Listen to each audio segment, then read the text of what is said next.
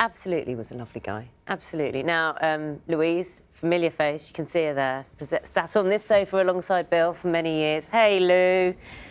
It was a treat to be able to sit next to him, wasn't it? Do you know what?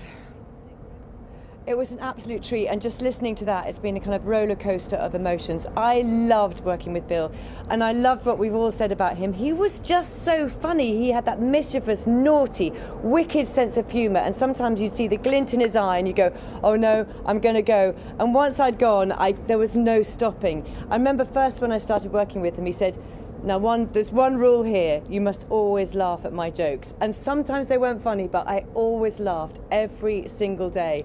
And the joy of listening to all of us talking about him and looking back over my photos those are the memories I'll take back. They're just little giggles that we would have all of the time. And I think Sian touched upon it, Lou, that, you know, when you do get up at stupid o'clock in the morning and you come in together, you have no choice but to be a team, do you?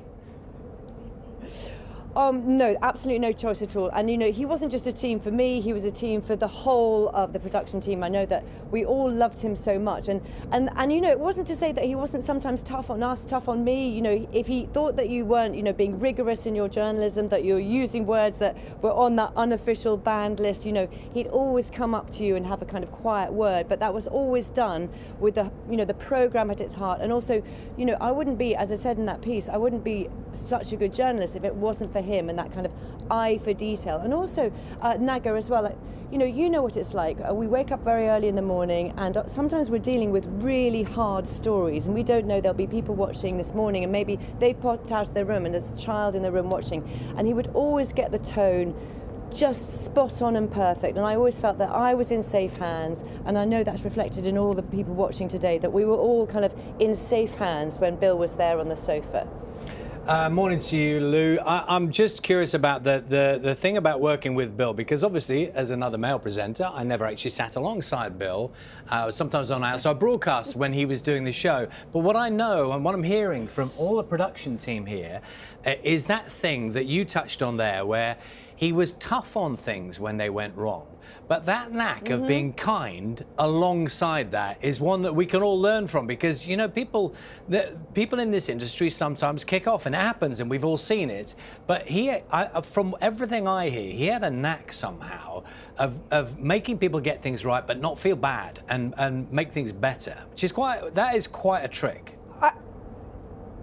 I wish that we could all do that. And you're right, I never saw him kick off. It was always done in a kind of gentle but stern way. And I think the way we appreciate that was because he was wise, he was a hugely experienced journalist. Don't forget, he'd come from a very important background of reporting. He'd been Washington correspondent. And he was, I think it was kindness and generosity with his time. I mean, even when, you know, I was still in contact with him, we're still members of a lottery syndicate, which I'm still playing, and I will go on playing, by the way. But, you know, he always was kind with his time as well. So for example, when I took the decision to leave BBC Breakfast, one of the first people I talked about making that decision was Bill. And, you know, he was ill at the time, but he took, you know, a time out of his day to have a long conversation with me about that. And I think we all really appreciated that, you know, he had a huge stature, a very, you know, important reputation, but he always would give back to all of us. And on a slightly more trivial note, do you remember vividly his lycra in the velodrome? Oh, well, you'll remember you were there on that day, Charlie. It wasn't just the lycra in the velodrome. What I loved about him was he embraced everything, you know, whether it was interviewing the Prime Minister or being on Strictly Come Dancing or dressing up. He just absolutely embraced everybody. I remember that day very well, and I remember the key thing he said to me on that day, which genuinely changed my life, was he said, I'm not going to be beaten by a girl on that race on the cycles. And I heard that, and I did beat him by only a millisecond. He always says to me, he still says, oh, if we'd gone round again, I would have beaten you. But anyway, it changed my life because, you know, suddenly I realised that I remembered I love competitive sport. So for that, I will be hugely grateful. But one thing that's been really emotional for me in the last 24 hours, and, you know, just standing here today, there's an absolutely key example. Bill was very private, actually, about his family and his lovely wife and his children, for which he was so proud. But he took that brave decision, didn't he, to talk about his diagnosis diagnosed with prostate cancer, and it saved lives. And I'm standing here today with a cameraman called Bernard, who went and got checked because of what Bill said. He had an aggressive form of prostate cancer. It was caught, he had an operation, and he's here with me because of Bill. And that, for me, is a gift to everyone. You know, Louise, and it is every time I did an interview yesterday on 5 Live, and at the end of the interview, someone had messaged in and said, I've just booked the appointment just now. So even now, Bill is making a massive difference to everything. Do you know, he was really competitive, Lou. How long did it take for him to let go that you beat him? He never let it go. He didn't. He genuinely never let it go. We were always, virtually every conversation we've ever had since, he'd go, but you know what? I mean, it was only because we just did one round of the velodrome. If we'd done it again, I definitely would have beaten you. And but that we still argue about. But you know what? I loved him so much. He was such a joy to work with. And you know, the one thing you've seen in that on that last day when we had that huge, great big group hug, he was also, you know, just immensely sort of invested in you emotionally as well. And he was a brilliant hugger too. He was. He absolutely was. Lou, have you let go, and because I haven't, let go of the fact that Charlie beat us in the velodrome?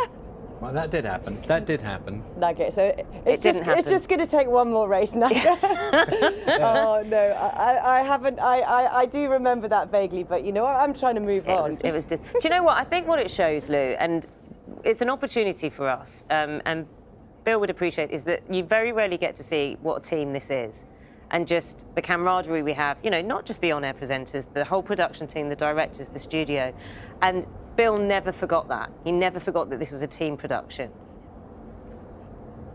He never forgot that, and also he never forgot as well about everybody watching today. And I know that so many of you held him in such great affection. You know, that's what he cared about. He cared about the team, he cared about the audience, he cared that we were as good as we possibly could be. And I just think, you know, that's a message we should all take forward as well in our lives, to be, you know, kind and generous and good as you can possibly be in whatever it is you do. And that was what was so brilliant about it. He just embraced everything. I mean, I remember I had a great privilege of travelling around the world with him. And we did a piece for Children in Need, sport relief around the world in 80 days. And I spent 3 weeks with him, Naga. And I remember on that first day, he said to me, now, Louise, just one thing. And you know when you say just one thing, you've got to listen up.